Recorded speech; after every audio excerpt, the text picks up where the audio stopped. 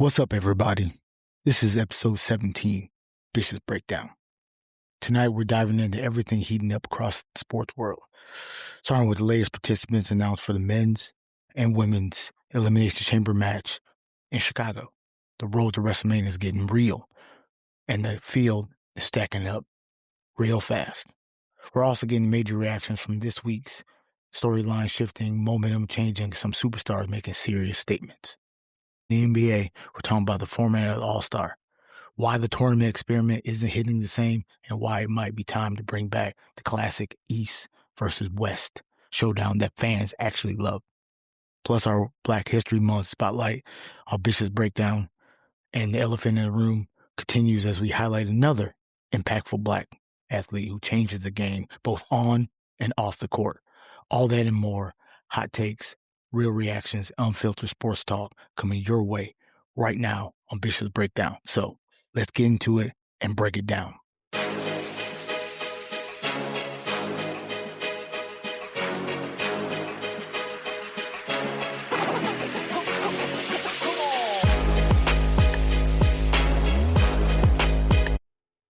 Let's start off with Monday Night Raw from this last Monday.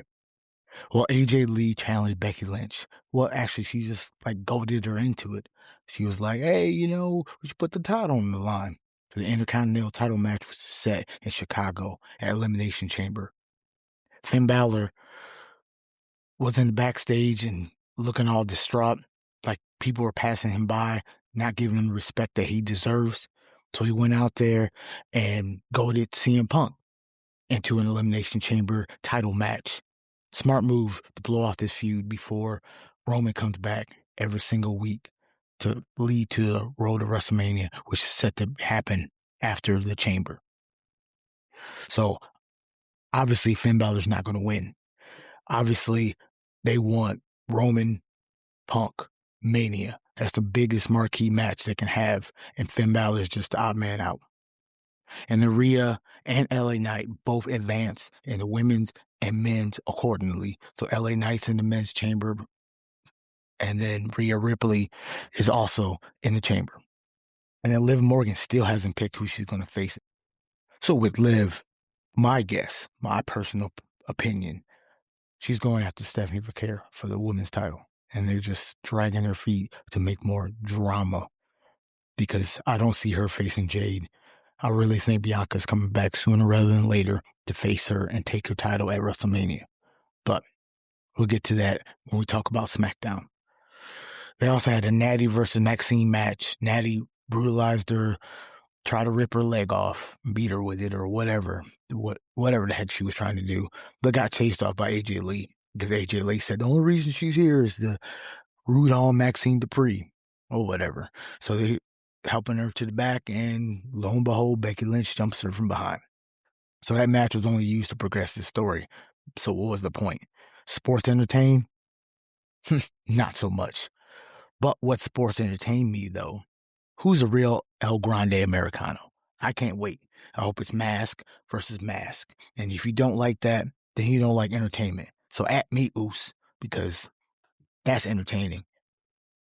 I love it. Because you don't know what's going to happen. I'm assuming the original one is going to stand tall and veil there's Ludwig Kaiser as the second El Grande Americano. But here's a little tangent about WWE's current state. I just don't get why the baby faces in WWE. You get jumped, you lose your title by a heel, and then when they have their match or their fight, they just want to have a wrestling match. No. If someone costs me that match or costs me a title, I'm going at him. I'm going fisticuffs. The ref's going to have to rip me off of the guy. I'm just saying, because it's just dumb. Cody did it with Jacob, and now Maxine's doing it with Becky Lynch, where she's just trying to, or with Natalya, and just having a little match. And no, Maxine, you should be angry that your coach, your friend, stabbed you in the back. So I'm coming for you. I don't care about the 1, 2, 3. I care about ripping your face off. I'm talking about ripping your limbs off and beating you with it. But I guess that's just me. So let's talk SmackDown. They had here's another tangent, I guess. So the tag team titles the women's tag team titles are just a waste of time. Just give it to the Bella Twins and have them retire it or whatever and just get rid of it because it's a waste of talent. There's no stories ever really interesting coming out of any of those matches. It's just two teams facing for the title. They lose. The champions win. The champions lose. It don't matter. It honestly is just a waste. And they're also wasting my time. Instead of having a U.S. Open Challenge, they decided let's just have the MFTs, all of them, versus a whole bunch of baby faces that ain't doing nothing in the back. You had Carmelo Hayes, you had Ilya Dragunov, you had Matt Cardona, you had Apollo Crews, which I didn't even know he was still with the company, and Shinsuke Nakamura. So whatever. Get everybody on the show. Sure. Whatever. And then Alexa Bliss advanced in her chamber match, and it's probably going to have Charlotte in it too. Moving on to the men's. Cody Rhodes advanced thanks to Drew trying to stop him from advancing because, you don't want that smoke or whatever. I still think it's going to be a triple threat or a fatal four-way at Mania. I feel Jacob Fatu not being in Mania is a war crime. And maybe Orton, so it'll be Cody, Drew, Orton, and Fatu in a fatal four-way for the WWE Undisputed Championship. But on a side note, Trick Williams is a gift, and he keeps getting better week after week after week. Like, he knows what his character is. He knows how to wrestle. He knows how to talk. And if you don't like him, he gonna hit you with them lemon pepper steppers. You know what I'm saying? Because Whoop That Trick is vibing throughout the arena. When he comes out with his mink on, like, he's looking like a wrestler. Like, if he walks in the room, that's what was missing from a lot of wrestlers. When they walk in the room, they don't demand the respect or the imagery of being a professional wrestler. They just think he's some dude. But more negative. Get that title, that women's title, off of Jade Cargill, like today or yesterday or tomorrow or whenever. Unless Bianca's coming back to take that title at Mania, she does not need to be in a main event at WrestleMania stinking up the joint. I thought Jordynne Grace was going to win the title, but no. And Jade just wins and barely defends it. She's just not. It's not it. Like, she's better at chasing than she is holding the title, clearly. So, as Becky Lynch would say, she is not ready for the big time. Well, at least right now. But I think they need to. Their experiment is over. 86 that. So far for the men's Elimination Chamber match, you got Randy Orton, LA Knight, yeah, and you got Cody Rhodes. And in the women's, you got Tiffany Stratton, Alexa Bliss, and Rhea Ripley. I'm assuming that Charlotte and Io Sky is going to be the other two to for the rest of the, And I think Jacob Fatu is going to find his way into the chamber. I don't know how, but that's my assumption. Or he's going to cause a hoopla after the chamber when Cody wins or whatever they end up doing. Here's my sponsor. This episode of Bishop's Breakdown is sponsored by W Energy. If you're someone who needs focus without the crash, whether you're creating, like me, gaming, or just grinding through a long day, W makes powdered energy mixes with no sugars, no artificial flavors, and no fillers. I'm big on clarity and consistency, and W's designed to give you steady energy without the jitters like you get from like coffee or other energy drinks. If you want to try it for yourself, use my code Bishop's Breakdown at checkout for a discount of 10%. As always, support the brand that supports the podcast and make sure anything you try fits your routine. Link in the description. All right, let's get back to the show. Moving on to U of M basketball. Michigan Wolverines basketball spotlight of the week. Number one in the country. Let's hear it for them. Number one in the country. The Michigan Wolverines basketball men's team is number one in the country after Arizona lost twice last week. They're on a 10-game win streak, and they demolished UCLA by 30 on Valentine's Day. But the next two games, well, one of them is going to be a true test of their dominance. After they get through Purdue, they have a top 10 matchup against Duke at a neutral site in D.C. And I feel the winner of that game is going to build on momentum and go deep into the NCAA tournament. So my pick is U of M is going to handle Duke. Maybe not by 30, but I think they're going to come out with the victory. So let's talk the NBA All-Star World versus NBA tournament or whatever. You had the stars, you had the stripes, you had the octagons, whatever. And they had little mini tournaments with like a quarter, and they play round robin, and the winner plays in the championship game, blah, blah, blah. And the stars or stripes, whatever. You know, the Young Bucks, the one with Anthony Edwards and Kate Cunningham, they, I guess youth is the recipe because they destroyed LeBron and Durant and Kawhi Leonard, who the game before to make it to the championship game scored 30 points in one quarter, which is insane. But clearly they put all their effort in that one game and they had nothing left in the tank. So the youth were just chilling for that whole quarter. So they had all the momentum, which is, again, why I think they should do away with this dumb tournament, a world or whatever, and go back to what worked. It worked for me. Like, it was a type of display of athleticism and star power. You had the East versus the West.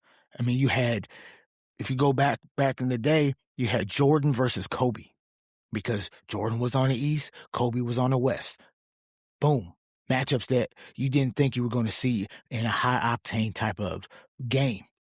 And you might have saw, like, during the regular season, but they weren't, you know, it wasn't like this. It wasn't like a whole bunch of stars doing things that they normally don't do. I mean, you can go back in the time machine and see Kobe Bryant doing sky hooks. You can see Shaquille O'Neal doing spin dunks. He don't do that during the game, but the All-Star, he's trying to entertain the audience, entertain the fans. And that's what an All-Star game is all about.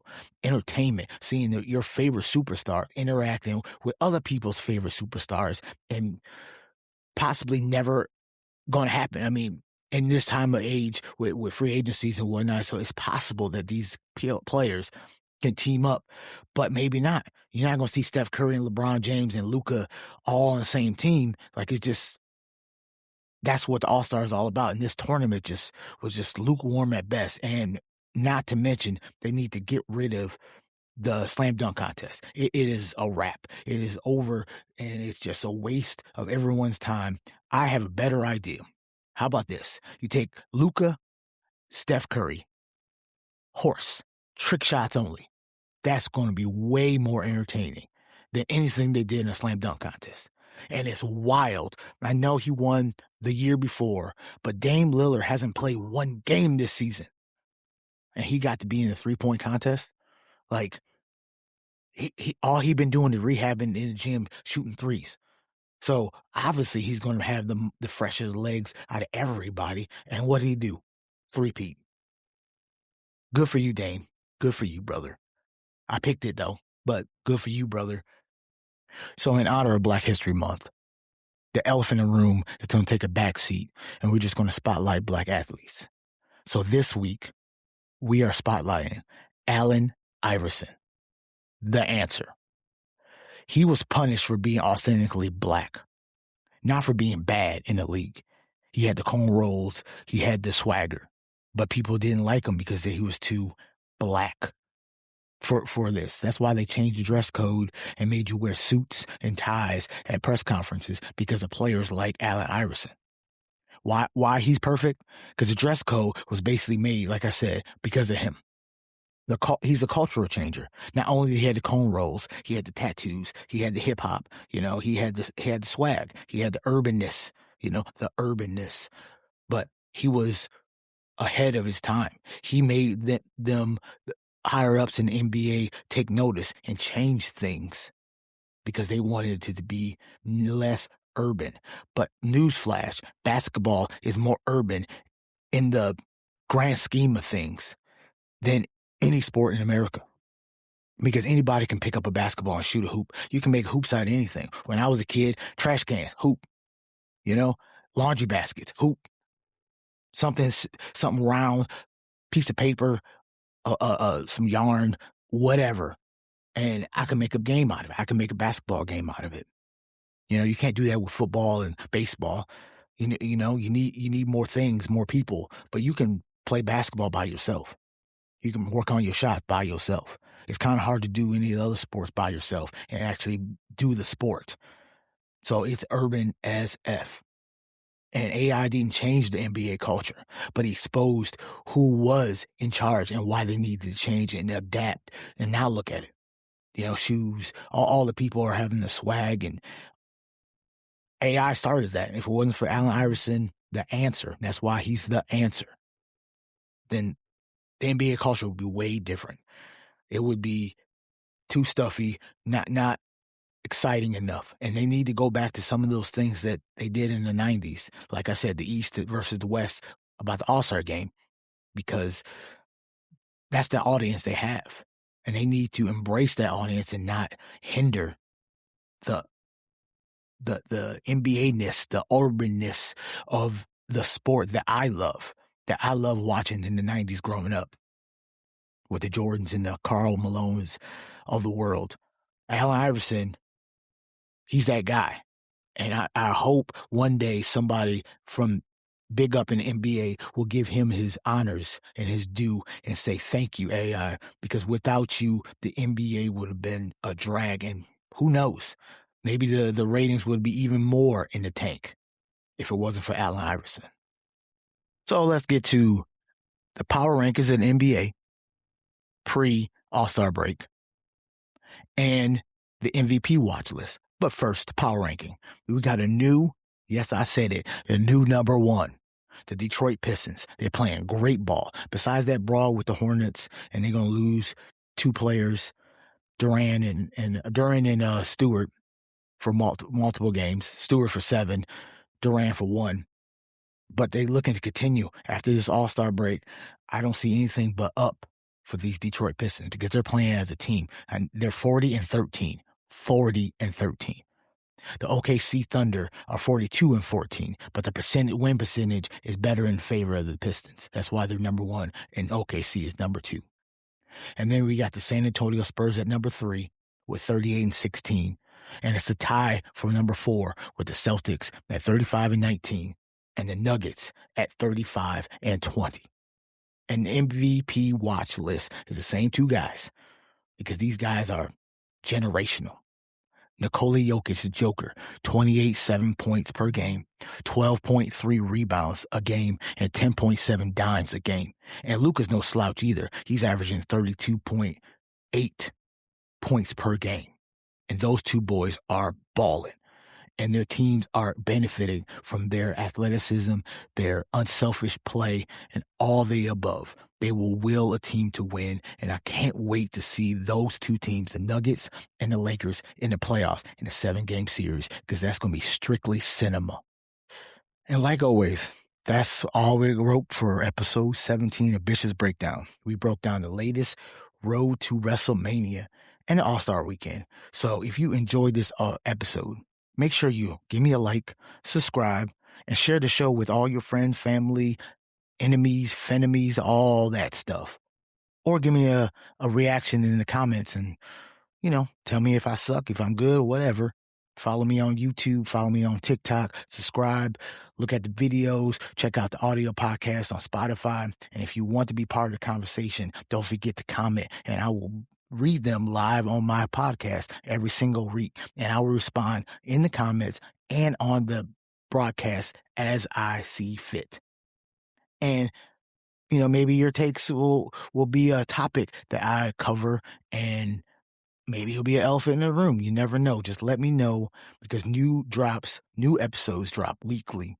And if I find time, or if I have something that's, really exciting that I got to get out ASAP, then check out the feed, and it might be a special bonus episode. I do live on TikToks every so often, so check that out.